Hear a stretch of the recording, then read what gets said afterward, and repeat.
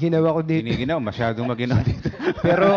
pero alam mo, kahit mainit yung usapan, maginaw dito sa studio. Sa studio natin.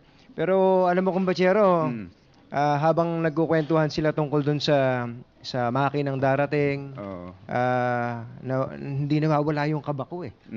Parang nagtatakbuhan yung daga sa dibdib ko eh. Mariosep, lalong lumalakas ang kabog ng ating dibdib. Pero ang napag-usapan sa mga nakakailang minuto na ba tayo? Halos isang oras na po tayo nagtatalakayan, puro dun sa makina.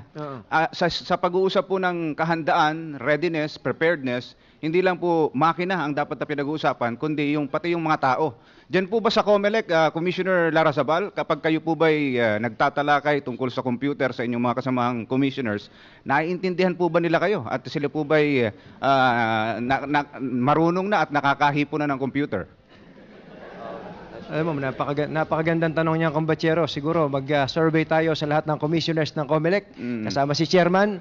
Lahat ba sila ay nakakaintindi ng PICOS? Ayun, importante yun ha, napaka-importante po nun. Pero dito talaga sa lahat ho ng first time, di ba? Kapag unang bagay, first time po natin magkakaroon ng automated elections. Kahit ikaw, kumbachero, sigurado ko nung first time mo, kinabahan ka rin eh. Sino ba naman hindi kakabahan? Hindi mo nga alam kung alin ang unahin mong salatin o hipuin eh. Di ba? Hindi, totoo naman yun. Lalo kanina, narinig ko, may lab team pala yung Smartmatic sa COMELEC. Pero pinag-uusapan ho natin dito, computer ho, hindi ho kung ano yung iniisip nyo dyan. Nung una hong makakita tayo ng computer, hindi natin alam kung anong unang hahawakan natin eh. Pero dito po sa computerization, napaka-importante po na yung mapanatag, yung mawala ang kaba, ang kabog sa dibdib ng mga mamamayan sa pamamagitan po ng kahandaan, ipinakikita ang kahandaan, readiness and preparedness ng ating COMELEC. Tama ka doon, kumbachero. Higit po doon sa pangako ng ilang kandidato na sila bahala sa kinabukasan ng mga anak at apo ni Dolphy at saka ng anak ni Chris Aquino,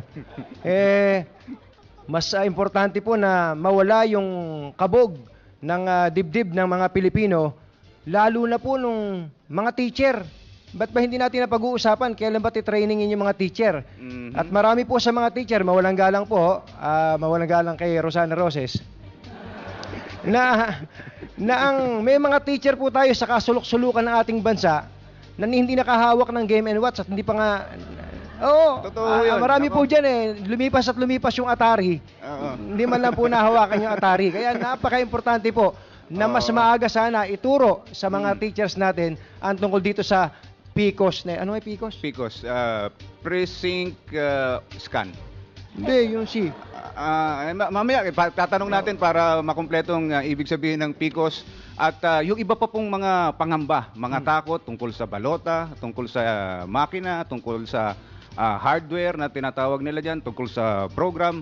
Pag-uusapan po natin yan sa susunod na segment sa pagpapatuloy po nitong ating palatuntunan, eleksyon. Ang 2010 Voter Empowerment Series.